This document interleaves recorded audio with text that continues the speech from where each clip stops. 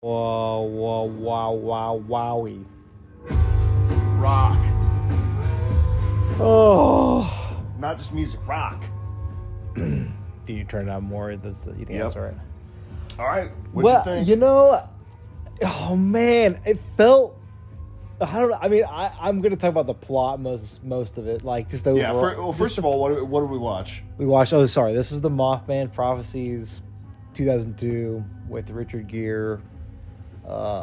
Yeah, kind of like I feel like it was a cult classic, I guess. But when hearing about it, but the whole story, it felt very strong in the front half. For the back half, it just I feel like the ending almost makes you feel like, well, this is just her life now. Like she just said, what she said? She said, wake up 37.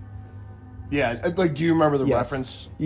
It was like she had this vision, right? She had a dream. Yeah. Oh, that's right. And she was grabbing the presents around her, Yes. and they kept popping up. Yes. She was in the ocean. So to me, it was just like, it kind of felt like a very shallow ending because it was just like, well, ho hum, we're gonna have to live with Mr. Mothman. Oh man, it just felt like it felt like the entire reason for him being there felt so shallow. So to kind of recap the story. Yeah, please do. I'm just sharing my feelings because I strongly opinionated.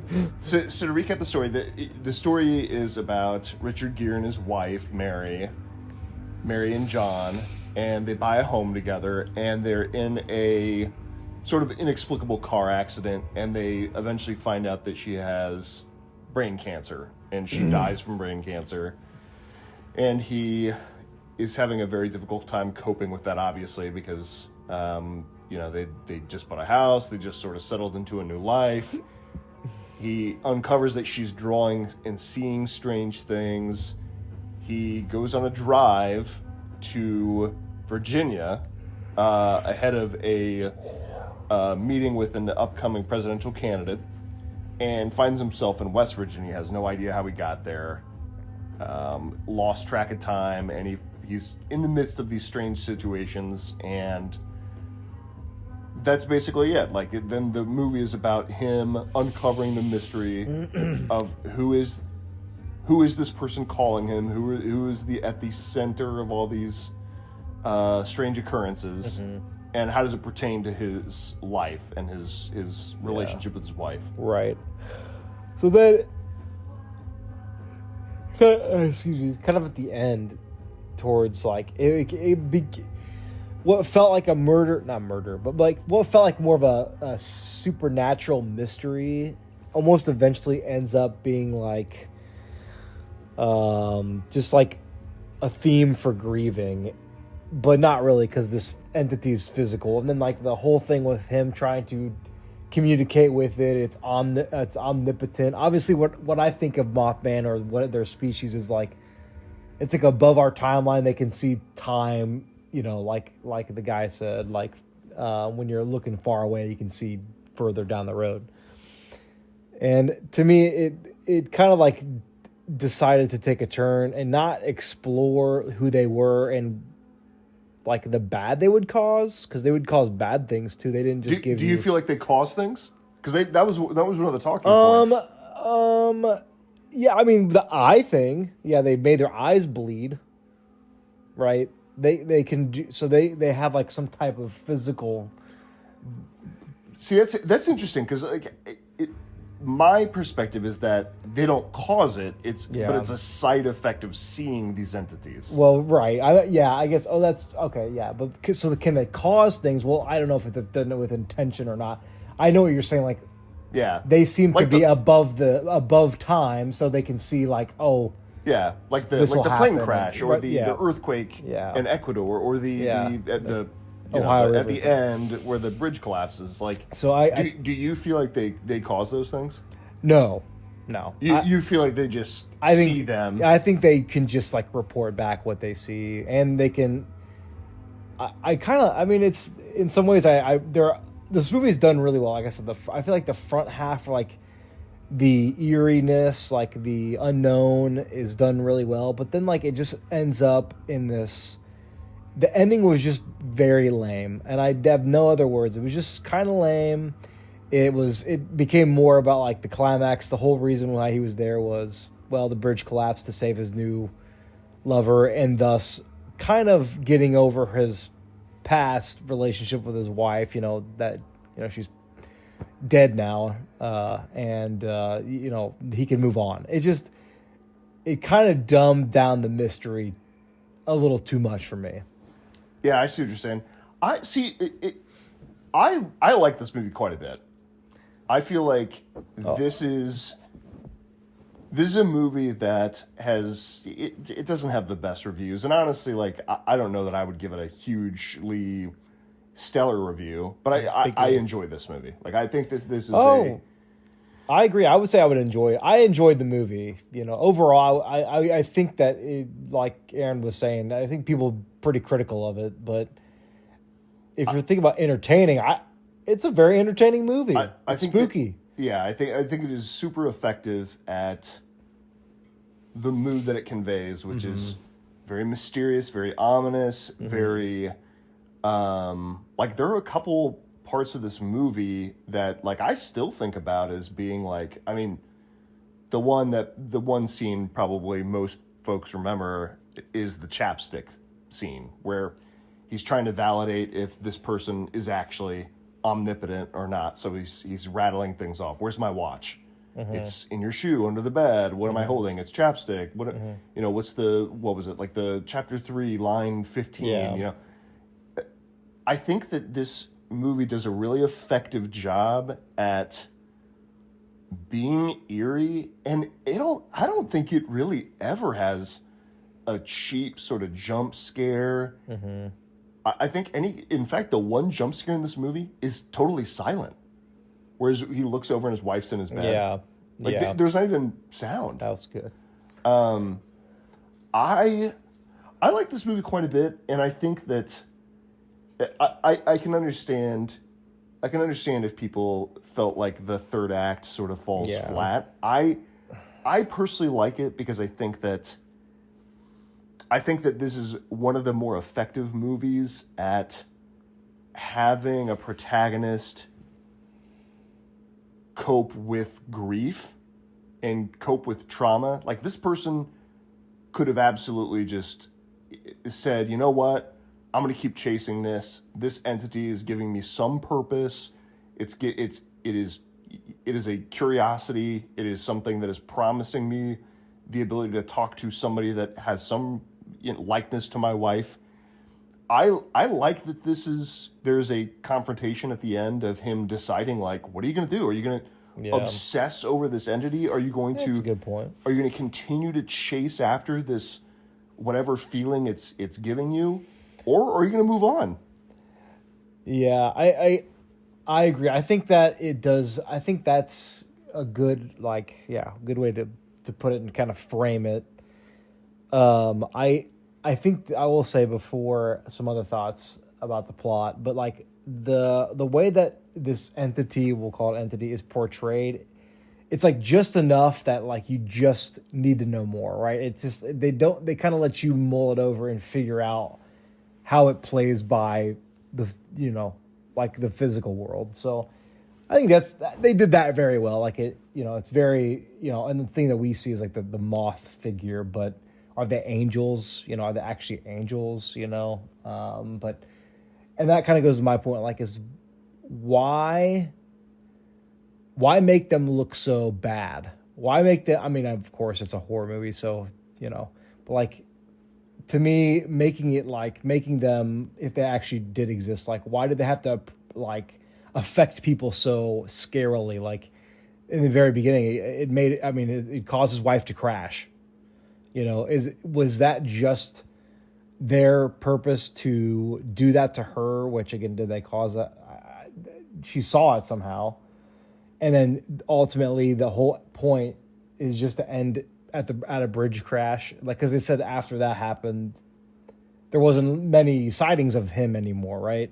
It's like that to me kind of like ruins. It kind of makes it feel cheap, Yeah, I see what you're saying. I mean, so like me personally, I the way that I see these creatures, I guess, just speaking about like what is the nature behind what they do.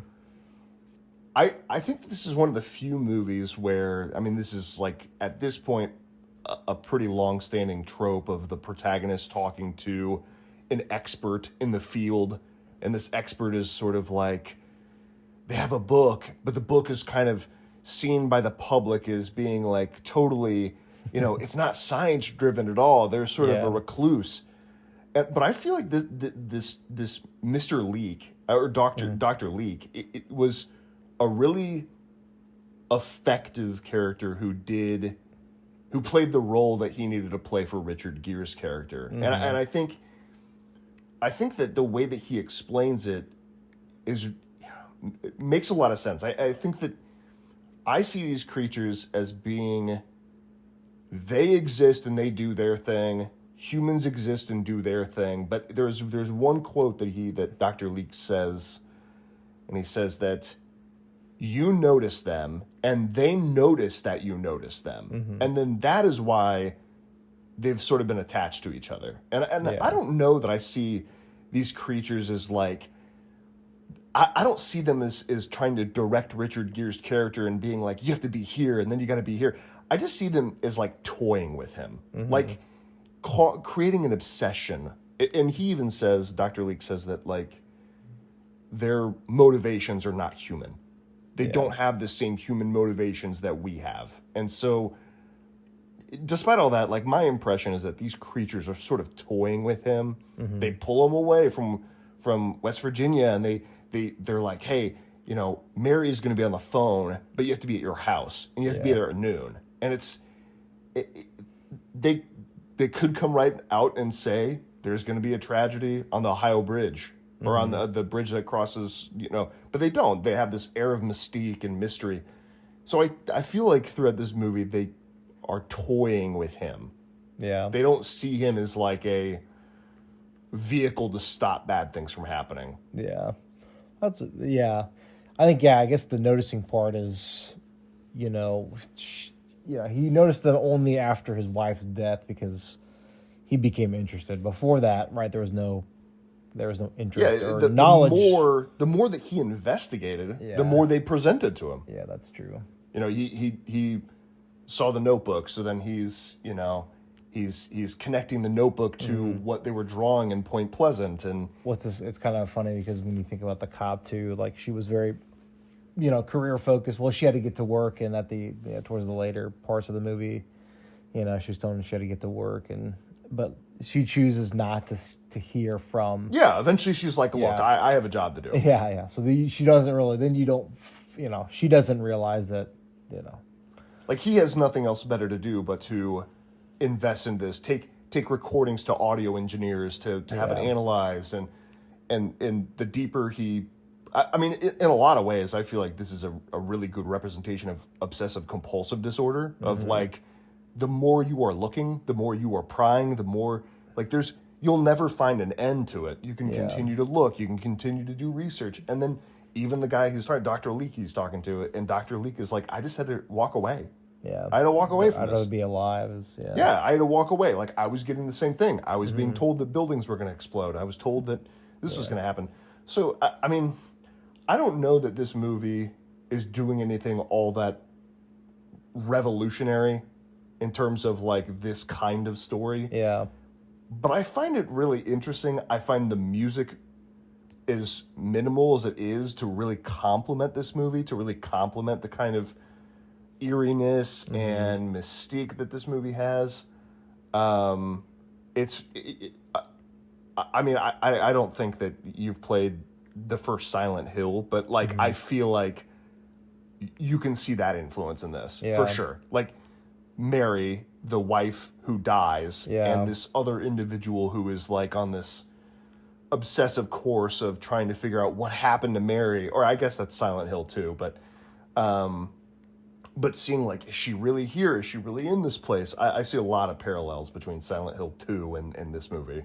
Yeah, I think the drawings too. It's just Yeah, it's really interesting. I wonder how much truth or like resources they use for some of this material. Like I know some of it's probably, it's fictitious, but it kind of presented itself like there was some element of truth to these stories, So, and it's kind of an interesting topic. I think early 2000s feels like it feels really I'm not trying to say like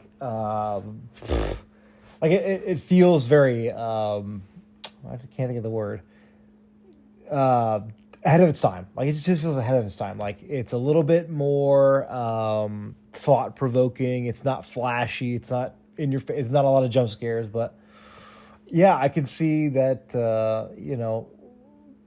Think about those plot lines with the professor and everything. Yeah, I it's a very interesting. It makes you think. I think it does a good job of making you think again, and without being too like you don't feel too spoon fed. Yeah, I think that in a lot of ways, I think the audience feels a lot like John does. That the more he invests into the knowledge of this creature, the more it's like, yeah, I do want to know about that. Mm-hmm. Like, what is happening? Mm-hmm. And I think that where the audience and John separate, which is why I feel like a lot of people may not like that third act, is, he having gone through this trauma, is faced with, is this good for me? Mm-hmm. Am I hurting myself by investing into this mystery? Now, like, we are like, I want to know who's injured cold. Mm-hmm. He presents himself differently to everybody. He can show up however he wants, which is probably why he showed up to the police station and looked similar to Mary and had a conversation with the cop and says, hey, is John doing okay? Tell him I'm sorry I ruined everything. I think that I think is why a lot of people may not really enjoy that third act, is because I think that there's a separation of like, well, John doesn't really want to know about this creature anymore. He's like given up on it. Yeah. To sort of save his life, to save his sanity. Yeah. It's a very interesting movie, and I think that this is one of those movies where I think that had it been made the last couple of years ago, I think it'd be that's what I'm saying. It's ahead of its time. I think it'd be worse. Like I think that. Oh really? I think if it were made 2 years ago, if they did a remake of this movie, I think it'd be much worse. If you had not already seen I don't think that they'd be able to resist jump scares of like spooky thing. Like I think that it is very reserved in the kind of scare that it's giving. Plus, like it's a piece of its time, so like it had the where getting a phone call from your motel room probably wasn't as uncommon. Now you'd be like, who the hell is calling my... you know what I mean? Like the difference between back then and now getting a phone call. And, and using like tape recorders to gather information. I feel like, that would be lost too. But yeah, I mean, like here are the kind of movies that were coming out at this time, like horror movies. Mm-hmm. There's Jeepers Creepers. There's The Others. There's 13 Ghosts. There's... what else? Jason X. There's so what else? There's like didn't fit. Session 9, Pulse. A lot. This was actually a year where there was a lot of like ghost-driven horror movies. But I still feel like a movie like this is elevated because of its reservation. Mm-hmm. I think by it being calm or more serene or more contemplative, I think that it enhances the eeriness, the mystery. Whereas I think that if this were made, if this were made this year or the year before, I think that there would be so much temptation for it to be over the top in ways that would decrease the value of the movie. This reminds me of? It reminds me of a really good X-Files episode. Yeah. Mm-hmm. I mean, like that's a good way to put it. Like, yeah, I mean, it just feels very X-File-y. Yeah, I mean, there's a Mothman episode of X-Files, so... Oh, is there? Yeah, so I mean, like, I totally agree. I think that... I mean, obviously, like there's differences in the way that that the story would be told if it were in the X-Files universe, but like I think that there's a lot of truth to that. Yeah. I think that It has like that. Richard Gere looks pretty similar to David Duchovny. Yeah.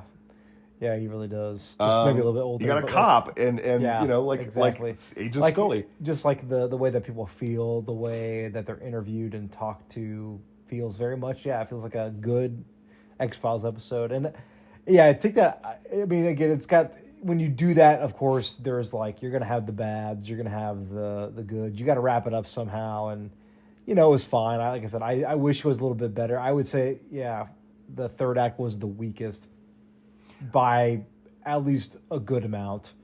The of all the this is the kind of movie that it is very slow burn. Yeah, I think that there's a good chunk of this movie that could probably be cut without it really affecting anything.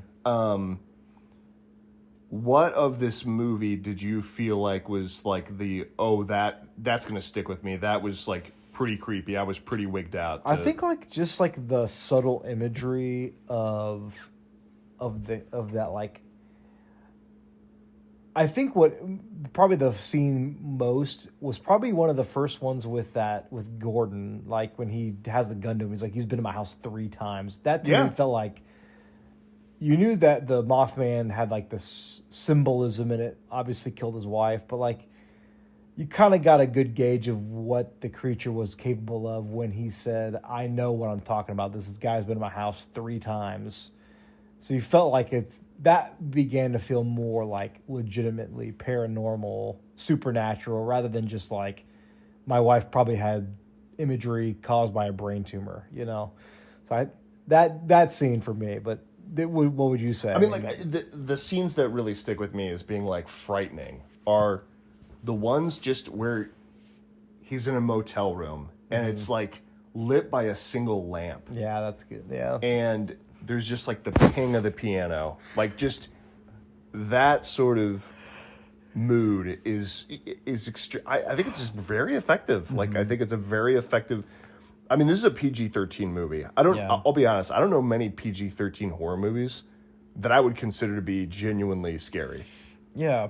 Like this is far and away one of the more modern PG-13 horror movies where I'm like, that's got a couple pretty good scares in it. Yeah. Now, I mean, like I think the runtime of nearly 2 hours is, I think it's a little long. I think this movie could be a little shorter and be better.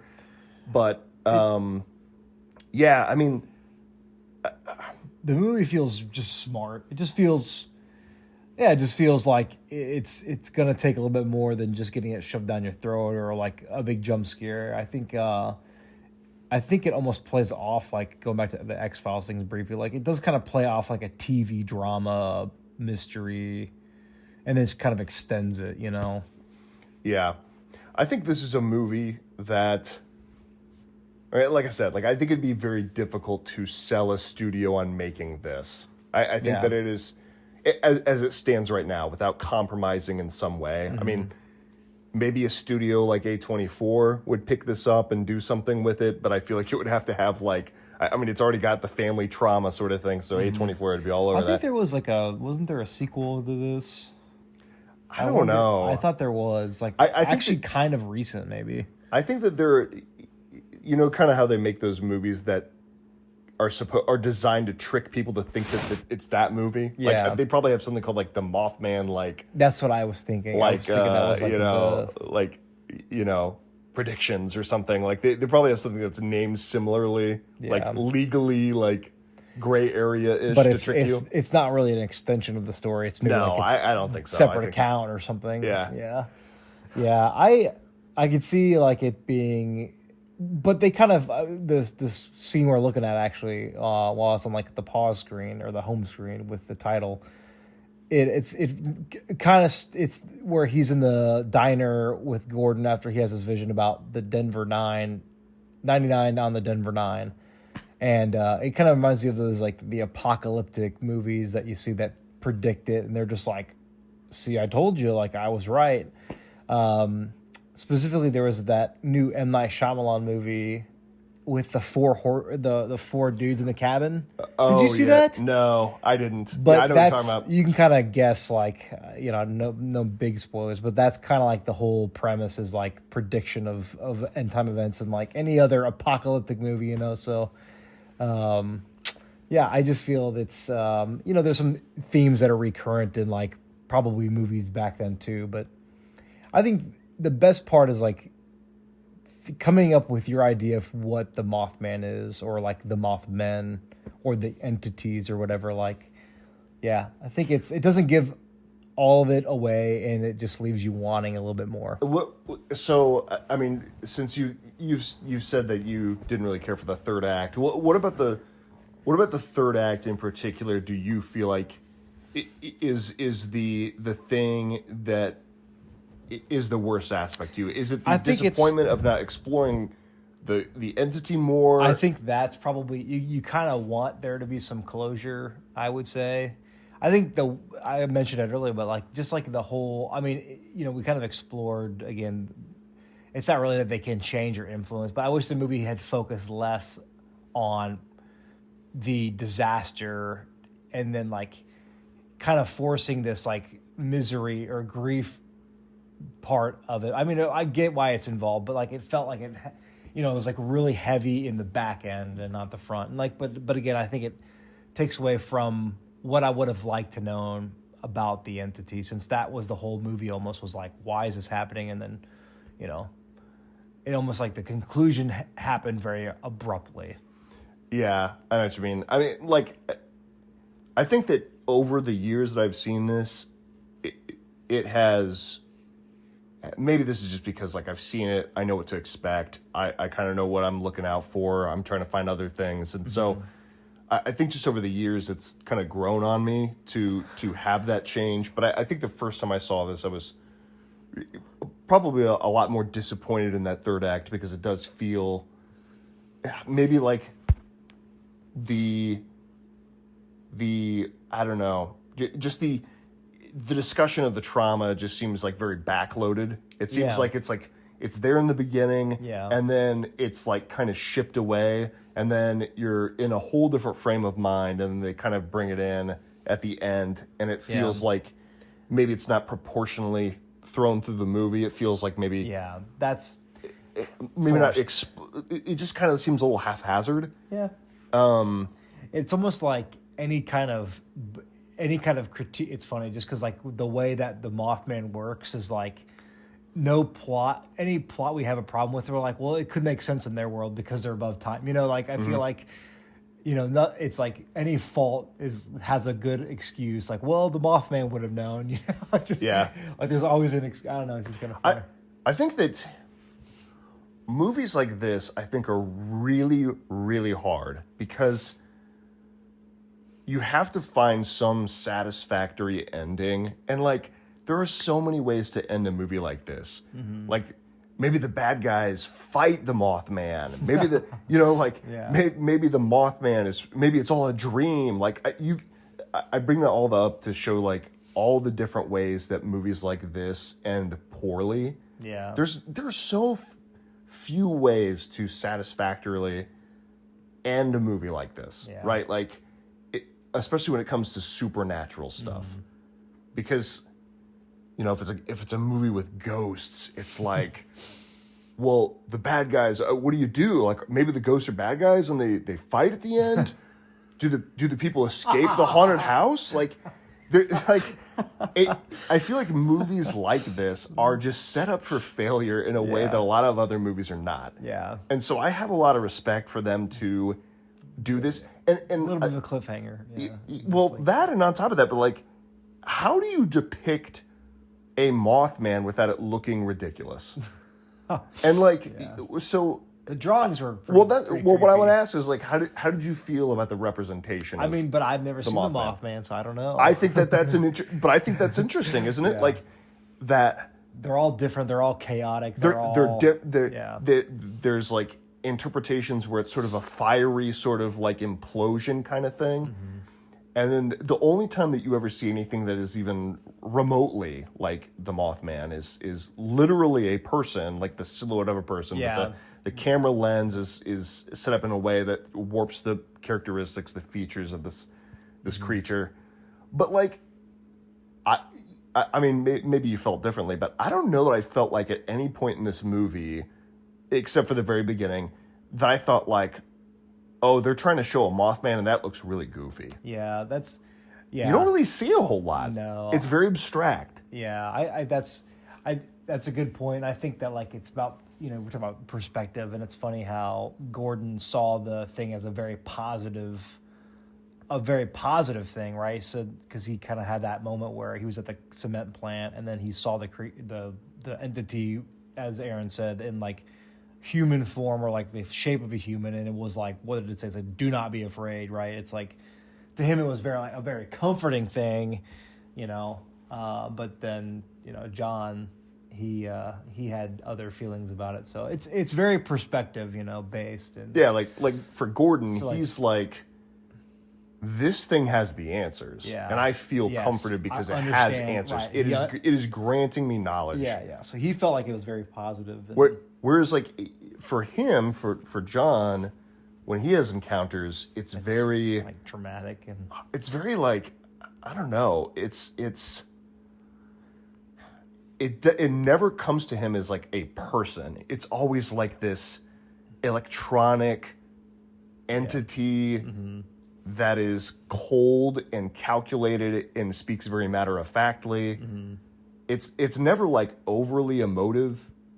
It's just very straightforward. Whereas it seems like, at least when Gordon has these experiences, they're very like ethereal. Yeah, he's an assuring sort of like omniscient, maybe not omnipresent, but like omniscient force that is trying to tell him that it has knowledge. And even still, like, he dies listening to them. You know? So it was like not like and he didn't look unhappy. No, he looked like he was just at peace. Like he was just sort of. So it's just I think it is part of that, like I think the use of Gordon Doe is useful for this movie because you get the chance to see what is the obsessive characteristics look like at its peak. So John is able to. Like, to me, I think that it makes it easier to swallow that third act because it's like, okay, well, I saw Gordon, like, I saw his life. His wife leaves him. I've seen him lose, go out of his mind. The cop is saying they're good people. They're very authentic. So I think that Gordon's character is pretty important to make that third act easier to swallow. Yeah. But that's a good point. But yeah, I mean, I'd watch this movie again. Yeah, I'd watch it again, and I would recommend it to everybody. Yeah, who's interested in this kind of film. I mean, I think that it's interesting because it's like, does this movie hold up? I don't know. I mean, it's like, it's not that old, but it's also not that new either. So yeah, I don't know. I mean, I remember wanting to watch this as a kid, but I felt like it was too scary. But like. It was more of like a slow burn, eerie. I feel like the words saying it wasn't scary is just not correct, but it feels like scary, but just like subtly scary, but very entertaining. I don't know. I liked it. I thought I would watch it again. Yeah, I would check it out. I mean, I think that this is just, it's a different movie. It's a movie that would probably be very difficult for any studio to make today, just for as chill as it is. Like there's very little, like, until the third act, like there's basically no action. There really isn't. But yeah, check it out, and and sorry this is we're late, but hey, better Nathan Lover, that's what they say. Woo.